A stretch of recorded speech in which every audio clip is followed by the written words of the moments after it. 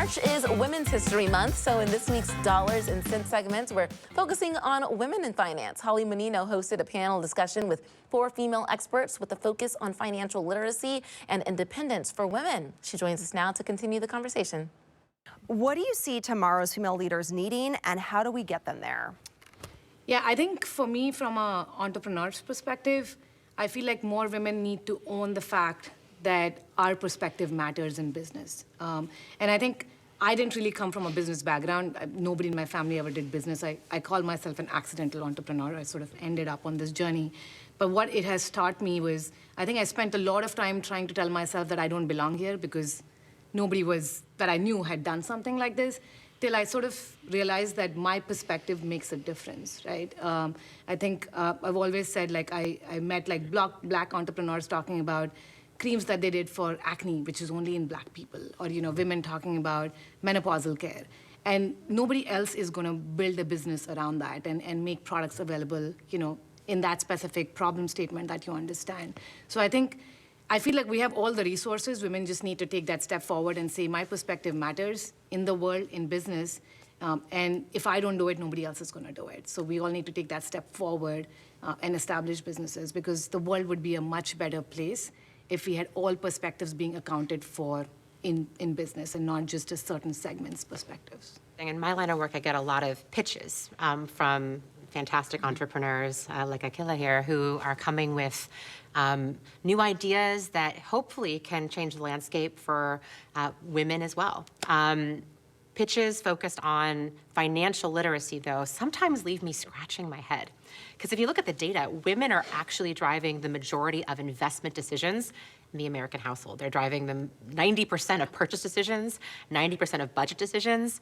In like controlled studies, professional women investors outperform professional men investors with extreme statistical significance. And so some of the time I think to myself, is it really about women financial literacy? To me, it seems so much more about women's financial empowerment.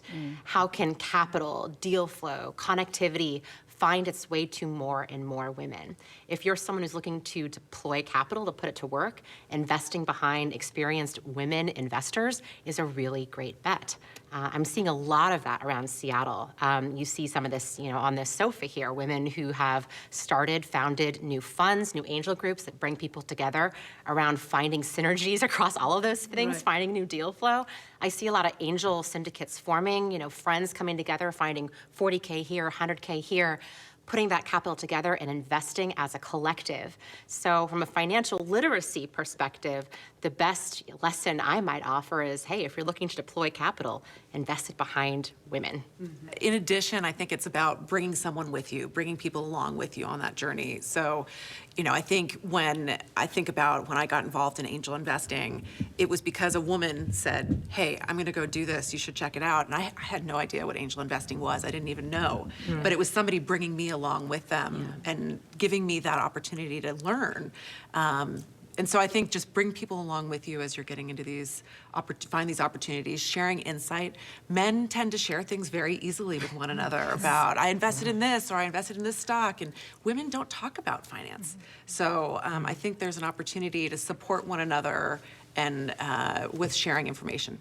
Especially for women, just understanding investing and the reasons to invest is a key, because I found that women, outlive men. So we have, more years that we will need money for. If you look at the pay parity, there is a pay gap between men and women. It's like 84 cents to a dollar. And then women spend a lot of time taking care of the family. So in their career, they have more valley than ups in there. And so if you take all that into account, there is a wealth gap in women and men. And it can only be fixed by if you're investing versus saving. Thanks for that, Holly. You will see more from Holly on women in finance right here on ARC Seattle. We'll have part 2 of her interview next week. Valuable information there.